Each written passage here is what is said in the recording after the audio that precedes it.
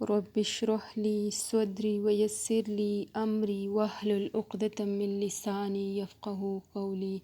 السلام علیکم ورحمۃ اللہ وبرکاتہ۔ آج ہم آیت نمبر 8 سے آیت نمبر 20 تک پڑھیں گے۔ ایک رکوع ہے، تیسرا سبق ہے سورۃ البقرہ۔ سب سے پہلے لفظی ترجمہ۔ وَمِنَ النَّاسِ، اور بعض لوگ ہیں، من جو، یقولو کہتے ہیں، آمنا ایمان لائے ہم، باللہ اللہ پر، وبالیوم الآخر اور آخری دن پر، وما اور نہیں،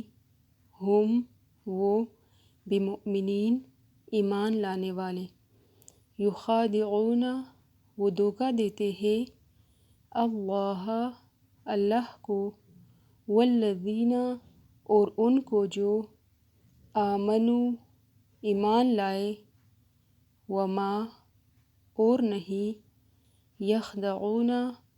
وہ دھوکہ دیتے، الا مگر، انفسہم اپنے نفسوں کو،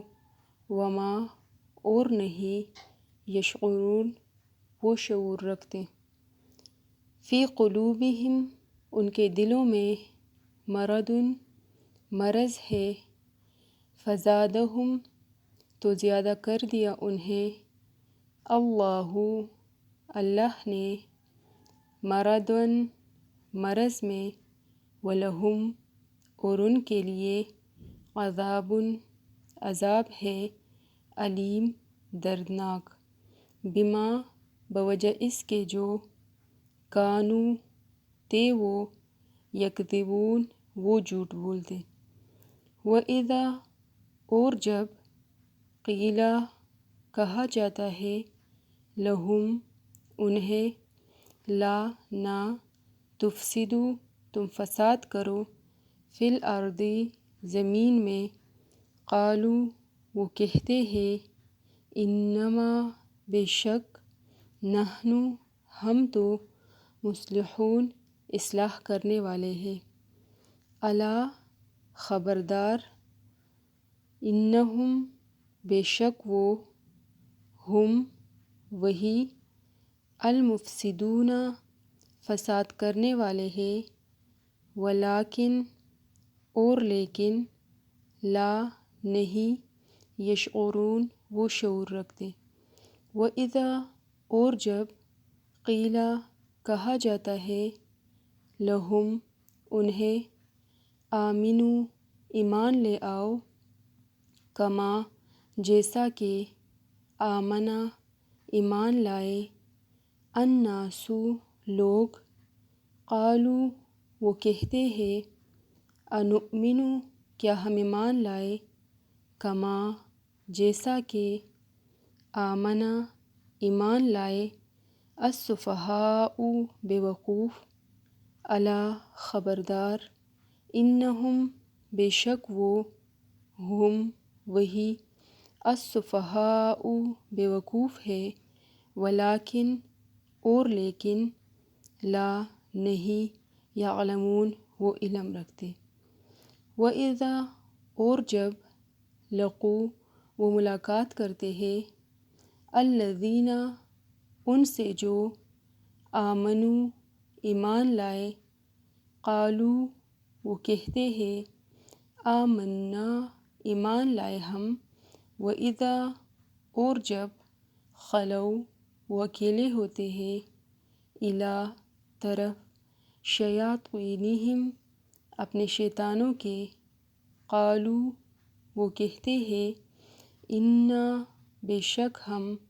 معکم تمہارے ساتھ ہے،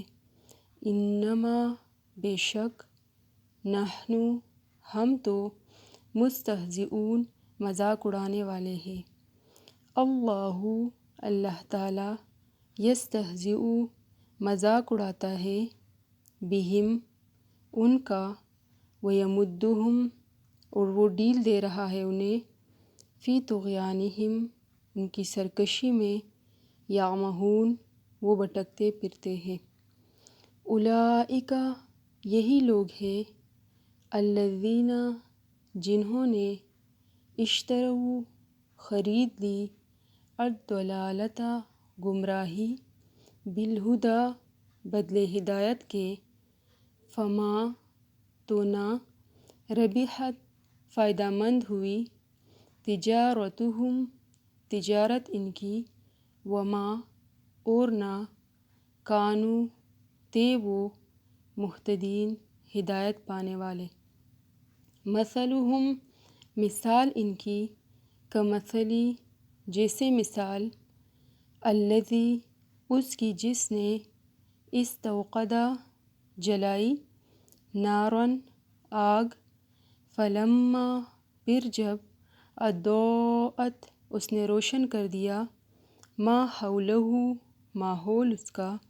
ذہب لے گیا اللہ بنورہم نور ان کا وترکہم اور اس نے چھوڑ دیا انہیں فی ظلمات اندھیروں میں لا نہیں یبصرون وہ دیکھ پاتے صم بہرے ہے بکم گونگے ہے عمیٌ اندھے ہے فہم پس وہ لا نہیں یرجعون وہ لوٹتے او یا کصیب جیسے زوردار بارش من السماء آسمان سے فیہ اس میں ظلمات اندھیرے ہے ورعد اور گرج وبرق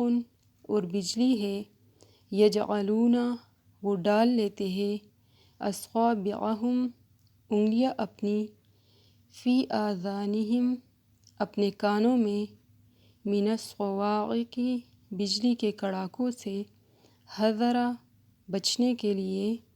یا ڈرتے ہوئے الموت موت سے واللہ اور اللہ تعالی محیط گھیرنے والا ہے بالکافرین کافروں کو یکادو قریب ہے البرق بجلی کی چمک یخطف کہ وہ اچک لے ابصارہم نگاہیں ان کی کلما جب کبھی اضاء وہ روشن کرتی ہے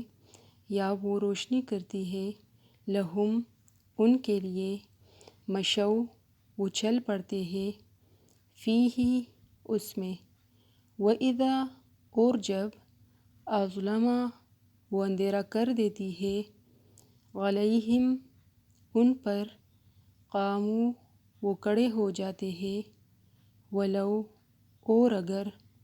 شاء چاہے اللہ تعالی لذہب البتہ وہ لے جائے بسمعہم کان ان کے وابصارہم اور آنکھیں ان کی انا بے شک اللہ تعالی علی اوپر کلی ہر شیء چیز کے قدیر خوب قدرت رکھنے والا ہے۔ اب ہم انہی آیت کے آیت 8 سے 20 تک کا بامحاورہ ترجمہ دیکھتے ہیں۔ آیت نمبر 8 کا ترجمہ ہے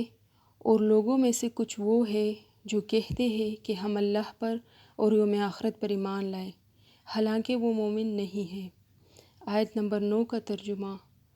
وہ کوشش کرتے ہیں اللہ اور ایمان والوں کے ساتھ دھوکہ دینے کی اور حقیقت میں وہ اپنے آپ کو ہی دھوکہ دے رہے ہیں اور انہیں اس کا شعور نہیں ہے۔ آیت نمبر 10 ان کے دلوں میں بیماری ہے پھر اللہ نے ان کی بیماری کو اور زیادہ کر دیا اور ان کے لیے دردناک عذاب ہے کیونکہ وہ جھوٹ بولتے ہیں یا بولتے تھے۔ آیت نمبر 11 اور جب ان سے کہا جاتا ہے کہ زمین میں فساد نہ کرو تو وہ کہتے ہیں ہم تو اصلاح کرنے والے ہیں۔ آیت 12 خبردار حقیقت میں یہی لوگ فساد کرنے والے ہیں لیکن انہیں شعور نہیں ہے۔ آیت نمبر 13 اور جب ان سے کہا جاتا ہے کہ ایمان لاؤ جیسے اور لوگ ایمان لائے ہیں تو وہ کہتے ہیں کیا ہم بیوقوفوں کی طرح ایمان لے آئے؟ خبردار حقیقت میں یہی لوگ بیوقوف ہیں لیکن وہ جانتے نہیں۔ آیت نمبر 14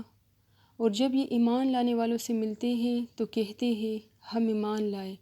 اور جب اپنے شیطانوں کے ساتھ تنہائی میں جاتے ہیں تو کہتے ہیں ہم تو تمہارے ساتھ ہیں، ہم تو صرف ان سے مذاق کرتے ہیں۔ آیت نمبر 15، اللہ ان سے مذاق کرتا ہے اور انہیں ان کی سرکشی میں بڑھاتا چلا جاتا ہے جہاں وہ بھٹکتے پھرتے ہیں۔ آیت 16، یہ وہ لوگ ہیں جنہوں نے ہدایت کے بدلے گمراہی خریدی، سو ان کی تجارت نے انہیں کوئی فائدہ نہ دیا اور وہ ہدایت پانے والے نہ ہوئے۔ آیت نمبر 17، ان کی مثال اس شخص جیسی ہے جس نے آگ روشن کی، پھر جب اس نے اپنے ارد گرد کو روشن کر دیا تو اللہ نے ان کا نور سلب کر لیا اور انہیں اندھیروں میں چھوڑ دیا کہ وہ کچھ نہ دیکھے۔ آیت نمبر 18، یہ لوگ بہرے، گونگے اور اندھے ہیں، پس یہ راہ حق کی طرف نہیں پلٹیں گے۔ آیت نمبر 19، یا ان کی مثال ایسی ہے جیسے آسمان سے بارش ہو رہی ہو جس میں اندھیرے، گرج اور چمک ہو، وہ کڑک کی وجہ سے موت کے ڈر سے اپنی انگلیاں کانوں میں ڈال لیتے ہیں اور اللہ کافروں کو گھیرے میں لیے ہوئے ہے۔ آیت نمبر 20، قریب ہے کہ بجلی ان کی آنکھیں اچک لے، جب بھی ان کے لیے چمکتی ہے تو اس میں چل پڑتے ہیں، اور جب ان پر اندھیرا چھا جاتا ہے تو کڑے ہو جاتے ہیں، اور اگر اللہ چاہتا تو ان کی سماعت اور بصارت کو بھی سلب کر لیتا، بے شک اللہ تعالیٰ ہر چیز پر قدرت رکھنے والا ہے۔ اب ہم انہی آیات کی تفسیر دیکھیں گے۔ آیت نمبر 8، وَمِنَ النَّاسِ مَن يَقُولُ آمَنَّا بِاللَّهِ وَبِالْيَوْمِ الْآخِرِ وَمَا هُمْ بِمُؤْمِنِينَ، اور لوگوں میں سے کچھ ایسے بھی ہیں جو کہتے ہیں کہ ہم اللہ پر اور یوم آخرت پر ایمان لائے، حالانکہ وہ مومن نہیں ہیں۔ اس آیت میں اللہ تعالیٰ منافقین کے رویے کو بیان کر رہا ہے۔ منافقین وہ لوگ ہوتے ہیں جو زبان سے ایمان کا دعویٰ کرتے ہیں مگر ان کے دل میں ایمان نہیں ہوتا۔ وہ ظاہری طور پر اللہ اور قیامت کے دن پر ایمان لانے کا اعلان کرتے ہیں، لیکن حقیقت میں ان کا یہ دعویٰ جھوٹا ہوتا ہے۔ ان کا ظاہر کچھ اور ہوتا ہے اور ان کے دل کی حالت کچھ اور ہوتی ہے۔ اور منافقین کا سب سے بڑا مسئلہ یہ ہوتا ہے کہ وہ دوسروں کو دھوکہ دینے کی کوشش کرتے ہیں اور وہ سمجھتے ہیں کہ ان کا یہ دھوکہ اللہ اور ایمان والوں کے سامنے چھپ جائے گا، لیکن حقیقت یہ ہے کہ اللہ تعالیٰ ان کے دلوں کی حالت کو جانتا ہے اور وہ کسی سے چھپ نہیں سکتا، یعنی یہ کتنی بھی کوشش کر لی اللہ سے نہیں چھپا سکتے۔ اس آیت میں ہمیں یہ سبق دیا گیا ہے کہ صرف زبانی دعویٰ کافی نہیں ہے، بلکہ ایمان دل کی گہرائیوں سے ہونا چاہیے اور اس کا اظہار عمل کے ذریعے ہونا چاہیے، اور یہ کہ ایمان محض زبان سے ادا کرنے کا نام نہیں ہے بلکہ اس کے ساتھ عمل اور دل کی تصدیق بھی ضروری ہے۔ پھر آیت نمبر 9، يُخَادِعُونَ اللَّهَ وَالَّذِينَ آمَنُوا وَمَا يَخْدَعُونَ إِلَّا أَنفُسَهُمْ وَمَا يَشْعُرُونَ،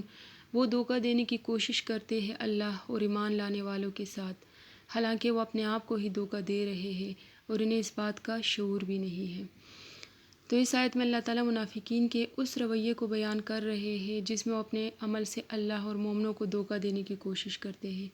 وہ ظاہری طور پر ایمان کا دعویٰ کرتے ہیں لیکن ان کے دلوں میں کفر چھپا ہوتا ہے، اور منافقین یہ سمجھتے ہیں کہ وہ اپنے قول و فعل سے اللہ اور مومنوں کو دھوکہ دے سکتے ہیں، مگر حقیقت میں وہ صرف اپنے آپ کو ہی دھوکہ دے رہے ہیں۔ اللہ کو دھوکہ دینا ممکن نہیں ہے کیونکہ وہ دلوں کے حال جانتا ہے۔ اسی طرح ایمان والوں کے ساتھ بھی وہ دھوکہ نہیں کر سکتے کیونکہ اللہ تعالیٰ وقت کے ساتھ ساتھ ان کے حقیقی چہروں کو بے نقاب کر دیتا ہے، اور منافقین اس بات کو سمجھنے سے قاصر ہوتے ہیں کہ ان کا یہ عمل ان کے لیے نقصان دہ ہے، اور اس دھوکہ دہی کا انجام صرف ان کے اپنی تباہی کی صورت میں ظاہر ہوگا۔ تو اس آیت سے ہمیں یہ سبق ملتا ہے کہ اللہ کے ساتھ دھوکہ یا فریب ناممکن ہے، اور کسی بھی قسم کی نیت یا عمل جو دل میں ہو اللہ کی نظر سے پوشیدہ نہیں، اس لیے مخلصانہ ایمان اور عمل کی ضرورت ہے، نہ کہ دوغلا پن یا فریب۔ آیت نمبر 10، فی قلوبہم مرض فزادہم اللہ مرضا ولہم عذاب علیم بما کانوا یکذبون، ان کے دلوں میں بیماری ہے پھر اللہ نے ان کی بیماری کو اور زیادہ کر دیا اور ان کے لیے دردناک عذاب ہے کیونکہ وہ جھوٹ بولتے تھے۔ اس آیت میں اللہ تعالیٰ منافقین کے دلوں کی حالت کو بیان فرما رہے ہیں۔ بیماری سے مراد روحانی بیماری یعنی نفاق، حسد اور کفر ہے۔ ان کے دل ایمان کی روشنی کو قبول کرنے سے قاصر ہے، کیونکہ ان میں کفر اور نفاق کی بیماری موجود ہے۔ یہ بیماری صرف نفرت یا ضد تک محدود نہیں، بلکہ ان کی ایمان اور حق سے دوری کی علامت بھی ہے۔ اللہ تعالیٰ فرماتا ہے کہ چونکہ یہ لوگ اپنی مرضی سے نفاق اور جھوٹ کی راہ پر چلتے ہیں، اس لیے اللہ ان کی بیماری کو مزید بڑھا دیتا ہے۔ یہ ان کی سرکشی کا ہی نتیجہ ہے کہ وہ ہدایت سے مزید دور ہو جاتے ہیں۔ دردناک عذاب ان لوگوں کے لیے تیار کیا گیا ہے جو جھوٹ بولتے ہیں اور حق کو جاننے کے باوجود اس کا انکار کرتے ہیں۔ منافقین کا یہ جھوٹ صرف دوسروں کے سامنے نہیں ہوتا، بلکہ وہ خود بھی اپنے دل میں سچائی کو چھپاتے اور دھوکہ دیتے ہیں۔ تو اس آیت سے ہمیں یہ سبق ملتا ہے کہ نفاق اور جھوٹ انسان کے دل کو زنگ آلود کر دیتے ہیں اور وہ ہدایت کو قبول کرنے کے قابل نہیں رہتا۔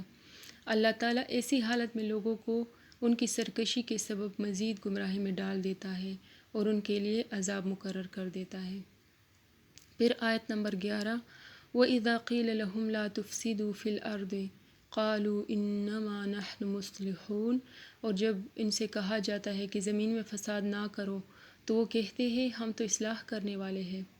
تو اس آیت میں منافقین کی ایک اور خصوصیت کو بیان کیا گیا ہے۔ جب انہیں تنبیہ کی جاتی ہے کہ وہ زمین میں فساد نہ پھیلائے، یعنی حق کے خلاف سازشیں اور معاشرے میں بگاڑ پیدا نہ کرے، تو وہ اپنی غلطیوں کا اعتراف کرنے کے بجائے دعویٰ کرتے ہیں کہ وہ تو اصلاح کرنے والے ہیں۔ یہاں فساد سے مراد ہر وہ عمل ہے جو دین، اخلاقیات اور معاشرتی امن و سلامتی کے خلاف ہو، جیسے جھوٹ، منافقت، فتنہ و فساد اور لوگوں کے درمیان اختلافات پیدا کرنا۔ منافقین کا اصل کام فساد پھیلانا ہوتا ہے، لیکن وہ اپنی چالاکی اور فریب سے اسے اصلاح کے نام پر پیش کرتے ہیں۔ منافقین کی یہ سوچ دراصل ان کی خود فریبی کا نتیجہ ہے۔ وہ اپنے غلط اعمال کو اچھا سمجھتے ہیں اور یہ دعویٰ کرتے ہیں کہ ان کا مقصد معاشرے کی بہتری اور اصلاح ہے، جبکہ حقیقت میں وہ فساد کا باعث ہوتے ہیں۔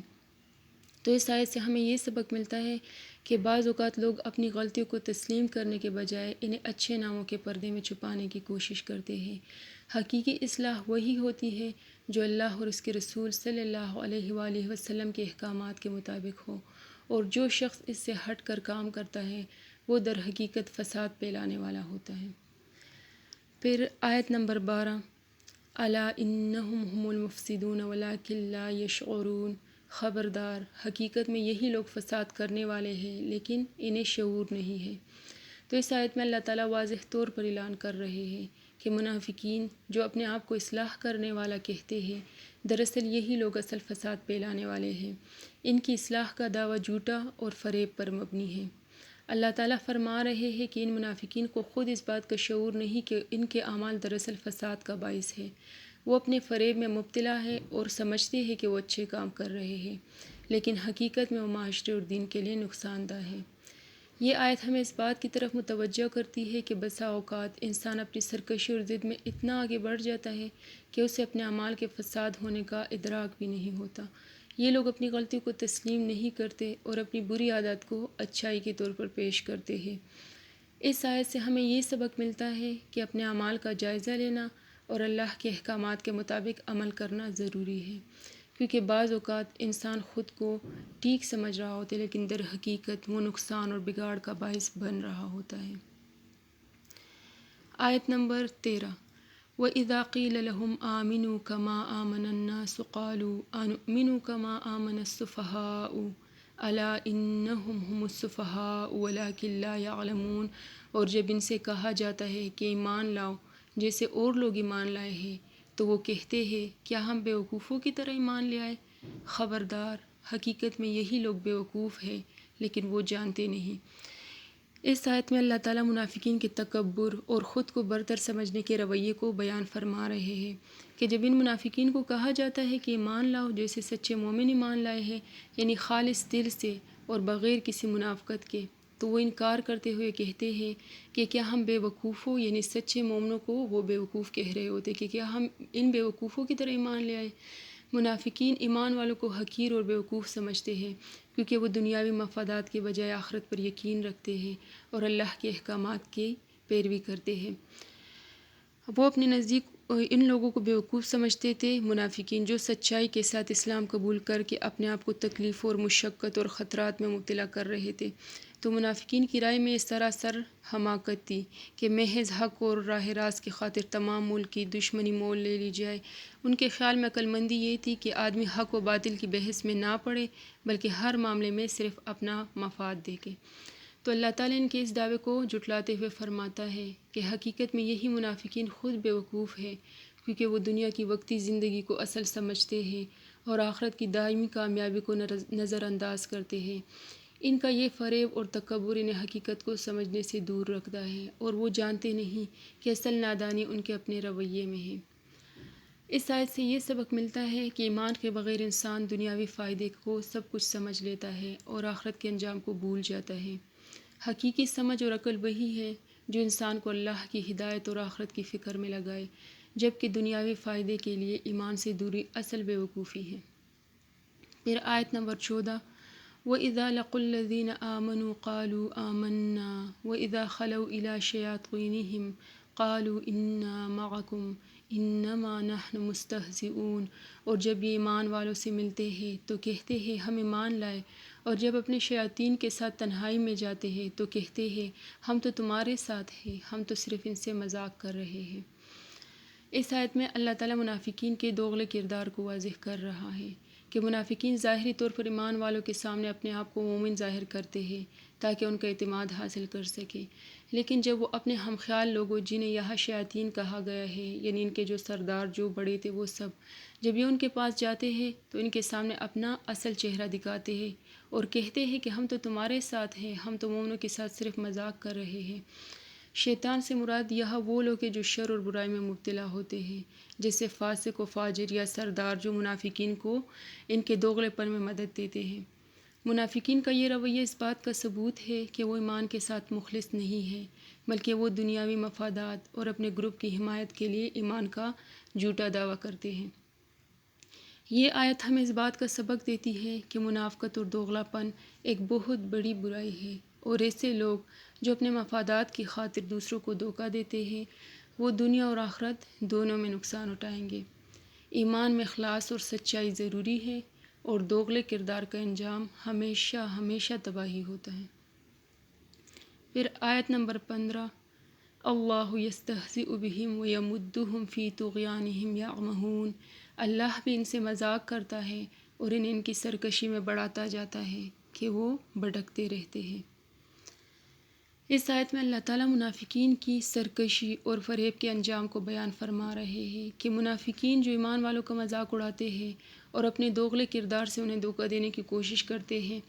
ان کے مقابلے میں اللہ تعالیٰ ان کے ساتھ ایسا سلوک کرتا ہے جیسے کہ وہ بھی ان سے مذاق کر رہا ہو، یعنی اللہ ان کو ان کی فریب کاری اور گمراہی میں مزید ڈھیل دیتا ہے تاکہ وہ اپنی سرکشی میں اور زیادہ بھٹکتے پھریں، اور اللہ تعالیٰ انہیں فوری سزا نہیں دیتا۔ تو اس کا نتیجہ یہ ہوتا ہے کہ منافق لوگ اپنی چالوں کو بظاہر کامیاب ہوتے دیکھ کر اور زیادہ مکمل منافقت میں چلے جاتے اور منافق بنتے چلے جاتے ہیں۔ مذاق کا مطلب یہاں یہ نہیں کہ اللہ ان سے ویسا مذاق کرتے جیسے انسانوں میں مذاق ہوتا ہے، بلکہ اس کا مطلب یہ ہے کہ اللہ انہیں ان کے حال پر چھوڑ دیتا ہے اور ان کی سرکشی اور گمراہی کو بڑھا دیتا ہے، یہاں تک کہ وہ اپنے دھوکے میں مزید مبتلا ہو کر تباہی کی طرف بڑھ جاتے ہیں۔ طغیان کا مطلب ہے سرکشی اور بغاوت، کہ اللہ تعالیٰ انہیں ان کی سرکشی میں چھوڑ دیتا ہے تاکہ وہ اپنی راہ سے بھٹک کر اور زیادہ گمراہی میں ڈوب جائیں۔ ان کا یہ بھٹکنا دراصل ان کے دوغلے پن اور منافقت کا نتیجہ ہے۔ تو اس آیت سے ہمیں یہ سبق ملتا ہے کہ جو لوگ ایمان کے ساتھ مخلص نہیں ہوتے اور اپنی سرکشی اور منافقت میں مبتلا ہوتے ہیں، اللہ انہیں مہلت دیتا ہے، لیکن یہ مہلت ان کے لیے تباہی کا سبب بنتی ہے۔ سچائی اور اخلاص کے بغیر انسان مزید گمراہی اور عذاب کی طرف بڑھتا چلا جاتا ہے۔ آیت نمبر 16، اولئک الذین اشتروا الضلالۃ بالہدی فما ربحت تجارتہم وما کانوا مہتدین، یہ وہ لوگ ہیں جنہوں نے ہدایت کو چھوڑ کر گمراہی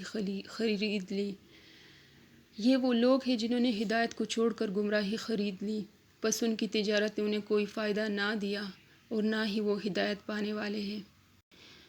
آیت نمبر 16، اولئک الذین اشتروا الضلالۃ بالہدی فما ربحت تجارتہم وما کانوا مہتدین۔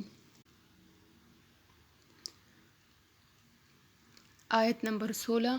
اولئک الذین اشتروا الضلالۃ بالہدی فما ربحت تجارتهم وما كانوا مهتدين۔ یہی وہ لوگ ہیں جنہوں نے ہدایت کو چھوڑ کر گمراہی خرید لی، بس ان کی تجارت نے انہیں کوئی فائدہ نہ دیا اور نہ ہی وہ ہدایت پانے والے ہیں۔ اس آیت میں اللہ تعالیٰ منافقین کی حالت کی وضاحت کرتا ہے جو ہدایت کو چھوڑ کر گمراہی کو اپنا لیتے ہیں۔ اشترو خریدا کا مطلب ہے کہ انہوں نے جان بوجھ کر ہدایت کی قیمت پر گمراہی کو منتخب کیا۔ یہ انتخاب دراصل ان کی عقل، فہم اور ان کی گمراہی کی علامت ہے۔ یہاں تجارت کا مفہوم یہ ہے کہ جیسے ایک تاجر اپنے نفع اور نقصان کا حساب لگاتا ہے، اسی طرح یہ لوگ اپنی روحانی حالت کا حساب نہیں لگاتے۔ ان کی یہ تجارت ناکام ثابت ہوتی ہے کیونکہ انہوں نے ہدایت کی قیمتی دولت کو چھوڑ کر گمراہی کو اپنایا۔ اللہ تعالیٰ فرماتا ہے کہ ان کی یہ غلطی نے ہدایت کی راہ سے دور کر دیتی ہے، اور ان کا انجام یہ ہوتا ہے کہ نہ تو وہ ہدایت پانے والے ہیں اور نہ ہی ان کی گمراہی کی یہ حالت انہیں کامیابی کی طرف لے جاتی ہے۔ تو اس آیت سے ہمیں یہ سبق ملتا ہے کہ انسان کو اپنے فیصلوں میں سنجیدہ ہونا چاہیے، خاص طور پر دین اور روحانیت کے معاملے میں۔ جو لوگ ہدایت کی قیمت پر گمراہی کو اختیار کرتے ہیں وہ نہ صرف دنیا میں نقصان اٹھاتے ہیں بلکہ آخرت میں بھی ان کا انجام عذاب ہے۔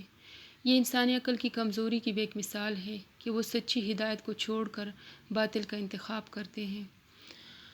پھر آیت نمبر 17، مثلهم كمثل الذي استوقد نارا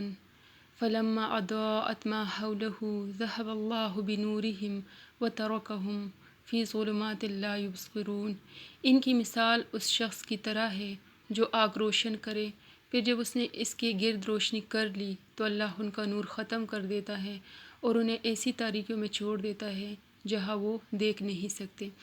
اس آیت میں اللہ تعالیٰ منافقین کی حالت کی ایک تشبیہ پیش کر رہے ہیں۔ جیسے کوئی شخص آگ جلاتا ہے اور اس کی روشنی سے اپنے ارد گرد کی چیزوں کو دیکھ لیتا ہے، لیکن جب وہ روشنی ختم ہو جاتی ہے تو وہ تاریکی میں رہ جاتا ہے اور کچھ نہیں دیکھ پاتا۔ یہ تشبیہ اس بات کی عکاسی کرتی ہے کہ منافقین کے پاس بھی ایک وقت تھا جب انہوں نے ایمان کا کچھ نور حاصل کر لیا،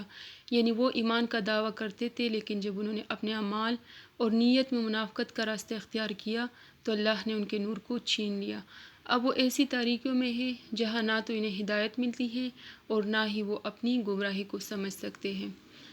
ظلمات کا مطلب ہے تاریکیاں جو ان کی روحانی حالت کو ظاہر کرتی ہے۔ یہ تاریکیاں ان کے دلوں اور ذہنوں کی حالت کی علامت ہے جہاں وہ ہدایت اور حق کو دیکھنے سے قاصر ہیں۔ اور اس آیت کی تفاسیر میں جو ہے کچھ علماء یہ بھی بیان کرتے ہیں کہ الذی سے مراد آپ صلی اللہ علیہ وآلہ وسلم ہے، اور استوقد نارا جس نے روشن کی آگ، تو الذی سے مراد آپ صلی اللہ علیہ وآلہ وسلم ہے اور جس نے روشن کی آگ اس سے مراد اسلام ہے۔ کہ جب ایک اللہ کے بندے نے روشنی پھیلائی اور حق کو باطل سے، صحیح کو غلط سے، راہ راست کو گمراہیوں سے چھانٹ کر بالکل نمایاں کر دیا، تو جو لوگ نظر رکھتے تھے صحیح والی، ان پر تو ساری حقیقت روشن ہو گئی، مگر یہ منافق جو نفس پرستی میں مبتلا یا اندھے ہو رہے تھے، ان کو اس روشنی میں بھی کچھ نظر نہیں آیا۔ اور یہاں جو ہے کہ اللہ نے نور بصارت ان کا سلب کر لیا۔ تو اس الفاظ سے کسی کو یہ غلط فہمی نہ ہو کہ ان کے تاریکیوں میں بھٹکنے کی ذمہ داری خود ان پر نہیں ہے۔ اللہ نور انہی کا لیتا ہے جو خود حق کا طالب نہیں ہوتا، جو خود ہدایت کے بجائے گمراہی کو اپنے لیے پسند کرتا ہے، جو خود صداقت کا روشن چہرہ دیکھنا نہیں چاہتا۔ تو جب ان منافقین نے نور حق سے منہ پھیر کر اندھیروں میں ہی بھٹکنا چاہا تو اللہ تعالیٰ نے انہیں اسی کی توفیق دے دی۔ اور اس کے بارے میں جو ہے عبداللہ بن مسعود رضی اللہ تعالیٰ عنہ سے مروی ہے کہ جب آپ صلی اللہ علیہ وآلہ وسلم مدینہ تشریف لائے تو کچھ کافر مسلمان ہو گئے، لیکن پھر جلد ہی منافق ہو گئے، یعنی اسلام سے پھر گئے۔ تو ان کی مثال اس شخص کی سی ہے جو اندھیرے میں تھا، اس نے روشنی جلائی جس سے ماحول روشن ہو گیا، مفید اور نقصان دہ چیز ان پر واضح ہو گئی، پھر اچانک وہ روشنی چھپ گئی تو تاریکی میں چلا گیا یا اس کی اپنی نظر جاتی رہی، تو وہ جیسا اندھیرے میں تھا ویسے ہی اندھیرے میں دوبارہ سے لوٹ گیا۔ اس آیت سے ہمیں یہ سبق ملتا ہے کہ اللہ کی ہدایت اور نور کی ضرورت ہے، اور اگر کوئی شخص اپنے ایمان میں منافقت کرے تو اللہ اس کی ہدایت اور نور کو ختم کر دیتا ہے۔ اس لیے انسان کو ہمیشہ اپنے ایمان اور نیت کی پختگی کی طرف توجہ دینی چاہیے تاکہ وہ ہدایت اور نور سے محروم نہ ہوں۔ پھر آیت نمبر 18، صم بکم عمی فہم لا یرجعون، یہ بہرے، گونگے، اندھے ہیں بس وہ حق کی طرف نہیں لوٹیں گے۔ اس آیت میں اللہ تعالیٰ منافقین کی حالت کو مزید واضح کرتے ہیں۔ صم بہرے، بکمن گونگے اور عمیٌ اندھے، یہ 3 صفات ان کی روحانی حالت کی عکاسی کرتی ہے۔ یہ صفات ظاہر کرتی ہے کہ وہ نہ تو حق کی آواز سنتے ہیں، یعنی بظاہر ان کے کان بالکل ٹھیک ہوتے ہیں، ان کی آنکھیں ٹھیک ہوتی ہیں، وہ صرف حق کی آواز نہیں سن سکتے، باقی آوازیں سن سکتے ہیں، اور صرف وہ حق کے لیے گونگے ہوتے ہیں اور صرف حق کے لیے اندھے ہوتے ہیں۔ تو یہ نہ تو حق کی آواز سنتے ہیں، نہ اس پر عمل کرتے ہیں، اور نہ ہی ہدایت کی روشنی کو دیکھتے ہیں۔ یہ تشبیہ ان کی ہدایت سے محرومی اور حقیقت کی عدم شناخت کو بیان کرتی ہے۔ وہ اس قدر گمراہی میں مبتلا ہے کہ نہ تو انہیں حق کی پہچان ہے اور نہ ہی وہ اپنے گمراہ ہونے کا احساس کرتے ہیں۔ فَهُمْ لَا يَرْجِعُونَ کا مطلب ہے کہ وہ کبھی بھی حق کی طرف نہیں لوٹیں گے، یعنی ان کی یہ حالت اس قدر بگڑ چکی ہے کہ اب وہ ہدایت کو قبول کرنے کے قابل نہیں رہے۔ یہ ان کی خود ساختہ گمراہی کی علامات ہے، اور یہ بیان کرتی ہے کہ جب کوئی شخص اپنی گمراہی میں اتنا آگے بڑھ جاتا ہے تو وہ ہدایت کے راستے کو سمجھنے کی صلاحیت کھو دیتا ہے۔ اس آیت سے یہ سبق ملتا ہے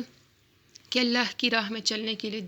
دل کی سنوائی، زبان کی گواہی اور بصیرت کی ضرورت ہے۔ اگر یہ تینوں چیزیں موجود نہ ہو تو انسان گمراہی کے اندھیروں میں ڈوبا رہتا ہے اور اس کا راستہ درست کرنے کی کوئی امید بھی نہیں ہوتی۔ پھر آیت نمبر 19، او کصیب من السماء فیہ ظلمات ورعد وبرق یجعلون اصابعهم فی آذانهم من الصواعق حذر الموت واللہ محیط بالکافرین۔ یا ان کی مثال ایسی ہے جیسے آسمان سے تیز بارش ہو جس میں تاریکیاں، گرج اور چمک ہو۔ وہ موت کے خوف سے اپنی انگلیاں کانوں میں ڈال لیتے ہیں اور اللہ کافروں کو گھیرے ہوئے ہے۔ اس آیت میں اللہ تعالیٰ منافقین کی حالت کو ایک مزید تشبیہ کے ذریعے بیان فرما رہے ہیں۔ یہ تشبیہ ایک طوفانی بارش کی ہے جس میں تاریکیاں، گرج اور چمک شامل ہے۔ یہ طوفان کی صورتحال منافقین کے اندرونی خوف و ہراس کی علامت ہے۔ ظلمات، تاریکیاں ان کی بے یقینی اور گمراہی کی عکاسی کرتی ہے۔ رعد، گرج اور برق، چمک سے مراد ان کی حالت میں آنے والے خوف اور پریشانی کی علامتیں ہیں۔ جب یہ طوفانی صورتحال پیدا ہوتی ہے تو وہ موت کے خوف سے اپنی انگلیاں کانوں میں ڈال دیتے ہیں تاکہ وہ خوفناک آوازوں کو نہ سن سکے۔ یہ عمل ان کی ناکام کوششوں کو ظاہر کرتا ہے کہ وہ اپنے خوف سے بچنے کی کوشش کر رہے ہیں، لیکن حقیقت میں وہ جو بھی کر لے وہ اللہ کے عذاب سے نہیں بچ سکتے۔ اور اس آیت کے بارے میں کچھ علماء کی یہ بھی رائے ہے کہ آسمان سے بارش جو ہے یہ دینی احکامات ہے، کہ جیسے وحی کا نزول اس وقت ہو رہا تھا تو آسمان سے وحی اتر رہی تھی بارش کی طرح، تو پھر اس میں کیا، تو اس میں اندھیرے، کڑک اور بجلی بھی تھی۔ اندھیرے، کڑک اور بجلی کیا کہ سب سے پہلے یہ کہ زیادہ بارش ہو تو زیادہ بادل بھی ہوں گے ساتھ، بادل زیادہ ہوں گے تو پہلے اندھیرا بھی زیادہ ہوگا، اور بعض اوقات اس سے کچھ گھٹن کا بھی احساس ہوگا۔ تو ایسا بھی ہوتا ہے کہ جب اسلام کا حکم آئے تو اکثر ڈر بھی لگتا ہے کہ مشکل ہوگا، لیکن پھر یہ بھی ہے کہ گہرے بادلوں کے بغیر بارش بھی نہیں ہو سکتی، بادل اگر بکھرے ہو ہلکے پھلکے تو پھر بارش بھی نہیں ہوگی۔ تو رات کیا ہے، کڑک، یعنی قرآن کی وہ آیتیں جن میں وعید ہے، ڈراوا، خبردار کرنا ہے، جن آیت میں دھمکی اور ان کو خبرداری آئی تھی منافقین کے بارے میں اور سارا کچھ جو آیا تھا، تو اس سے بھی جو ہے وہ لوگ ڈر رہے تھے۔ اور جب احکامات آتے ہیں تو بجائے اس کے کہ یہ عمل کریں تو منافقین کانوں میں انگلیاں ڈال دیتے ہیں، یعنی یہ نہیں چاہتے کہ یہ جو بھی وحی آ رہی ہے اس پر عمل کرے۔ ہوش و حواس گم کرنے والے بجلیوں کی وجہ سے، یعنی ایسی باتیں اور خبریں قرآن میں جو ان کا حال کھول کر بیان کرتی ہے تو یہ اس سے چھپنے کی کوشش کرتے تھے۔ اور یہاں جو ہے کہ گرج، چمک بھی ہے تو اس سے مراد مسلمانوں کو ملنے والی کامیابیاں بھی ہو سکتی ہے، کہ جب مشکلات ہوتی تھی تو روشنی امید کا نشان بھی ہوتی تھی، یعنی مشکل آتی تھی پھر مسلمانوں کو اللہ تعالیٰ کامیابی بھی عطا فرما دیتے ہیں۔ اور واللہ محیط بالکافرین کا مطلب ہے کہ اللہ کافروں کو گھیرے ہوئے ہے، یعنی وہ ان کے ہر عمل اور حالت پر نظر رکھتا ہے اور ان کی گمراہی سے انہیں بچانے کا اختیار اللہ کے پاس ہی ہے۔ اس آیت سے یہ سبق ملتا ہے کہ اللہ کی قدرت اور علم سے کوئی چیز چھپی نہیں رہتی، اور جو لوگ اپنے خوف اور گمراہی کے باعث حق کو قبول نہیں کرتے وہ اللہ کے عذاب سے بچنے کی کوشش کرتے ہیں، لیکن یہ کوشش بے فائدہ ثابت ہوتی ہے، کیونکہ اللہ کی پکڑ ہر چیز پر ہے اور وہ اپنے بندوں کے معاملات کی پوری نگرانی کرنے والا ہے۔ انسان کے دل میں کوئی خیال بھی گزرے تو اللہ کو اس کا علم ہوتا ہے۔ پھر آیت نمبر 20، یکاد البرق یخطف ابصارہم کلما اضاء لهم مشوا فیہ واذا اظلم علیہم قاموا ولو شاء اللہ لذہب بسمعہم وابصارہم ان اللہ علی کل شیء قدیر، کہ چمک تقریباً ان کی نگاہوں کو چھین لیتی ہے، جب بھی یہ ان کے لیے روشنی کرتی ہے تو یہ اس میں چلتے ہیں، اور جب ان پر اندھیرا چھا جاتا ہے تو یہ کڑے ہو جاتے ہیں، اور اگر اللہ چاہتا تو ان کی سماعت اور بصارت کو لے جاتا، بے شک اللہ ہر چیز پر قادر ہے۔ اس آیت میں اللہ تعالیٰ ایک اور تشبیہ کے ذریعے منافقین کی حالت کی وضاحت کر رہے ہیں۔ یکاد البرق یخطف ابصارہم سے مراد یہ ہے کہ چمک کی شدت یعنی برق کی شدت اتنی ہوتی ہے کہ تقریباً ان کی نگاہیں چھوٹ جاتی ہے۔ یہ تشبیہ اس بات کی عکاسی کرتی ہے کہ منافقین اپنی حالت کی حقیقت کو اتنی ہی شدت سے دیکھتے ہیں جتنی کہ چمک کے وقت روشنائی ملتی ہے، لیکن جب چمک ختم ہو جاتی ہے تو وہ تاریکی میں ٹھہر جاتے ہیں۔ اور یہاں جو آیا ہے کہ جب روشنی آتی ہے تو یہ منافقین اس میں چلتے ہیں، یعنی جب ان کے سامنے حق اور ہدایت کی صورتحال ہوتی ہے اور جب کچھ آسان احکامات ہوتے تھے تو یہ چلتے تھے، یعنی یہ وہ باتیں مان لیتے تھے جس میں ان کا فائدہ بھی ہوتا تھا، مگر جب اندھیرا چھا جاتا یعنی جب کچھ ایسے احکامات آتے جو مشکل ہوتے تھے، جو انہیں ماننے اچھے نہیں لگتے تھے، ان کا دل نہیں کرتا تھا کہ مان لیں، تو یہ رک جاتے ہیں، یعنی جب حق کے راستے میں مشکلات آتی تھی یا ان کی حقیقت سامنے آتی تھی تو یہ بزدل ہو جاتے تھے۔ وَلَوْ شَاءَ اللَّهُ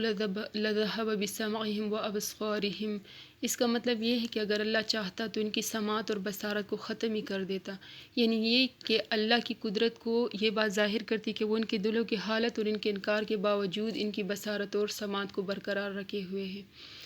اس آیت سے یہ سبق ملتا ہے کہ اللہ تعالیٰ ہر چیز پر قادر ہے اور وہ اپنے بندوں کے دلوں میں جو چاہتا ہے وہی حالت پیدا کر سکتا ہے۔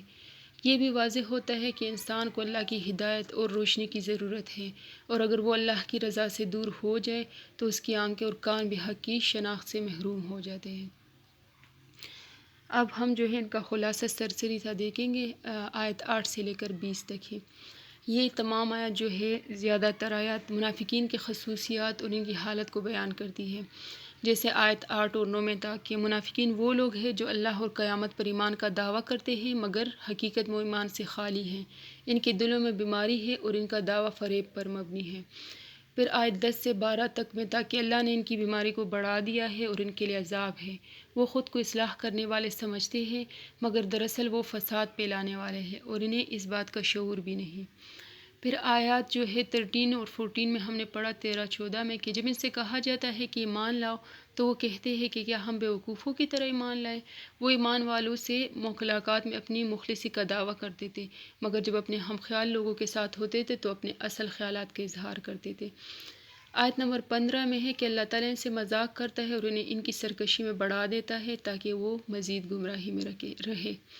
پھر آیت نمبر 16 میں کہ یہ لوگ ہدایت کو چھوڑ کر گمراہی خرید لیتے ہیں جس کے نتیجے میں ان کی تجارت ناکام ہو جاتی ہے اور وہ ہدایت پانے والے نہیں بنتے۔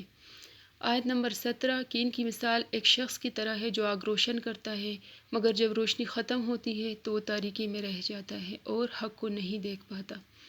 آیت نمبر 18 میں ہے اللہ ان کو بہرے، گونگے اور اندھے قرار دیتا ہے جو حق کی طرف نہیں لوٹ سکتے۔ پھر آیت 19 میں کہ ان کی حالت ایک طوفانی بارش کی طرح ہے جس میں تاریکی اور گرج ہوتی ہے اور وہ خوف سے اپنی انگلیاں کانوں میں ڈال دیتے ہیں مگر اللہ ان کو گھیرے میں لیے ہوئے ہے۔ آیت نمبر 20 چمک برق تقریباً ان کی نگاہوں کو چھین لیتی ہے، جب روشنی آتی ہے تو یہ چلتے ہیں مگر اندھیرے میں ٹھہر جاتے ہیں، اگر اللہ چاہتا تو ان کی سماعت اور بصارت کو ختم کر دیتا۔ تو یہ آیات ہمیں بتاتی ہے کہ منافقت، دوغلاپن اور اللہ کی راہ سے دوری کا انجام ہمیشہ تباہی اور گمراہی ہوتا ہے۔ انسان کو اپنے ایمان میں مخلص ہونا چاہیے ورنہ اللہ اس کے دل کی بصیرت کو چھین لیتا ہے۔ اللہ تعالیٰ ہمیں قرآن مجید کو سمجھنے کی اور اس پر عمل کرنے کی توفیق عطا فرمائے۔ اللہ ہمارے علم میں اضافہ کرے۔ سبحانک اللہم و بحمدک اشہد ان لا الہ الا انت استغفرک و اتوب الیک۔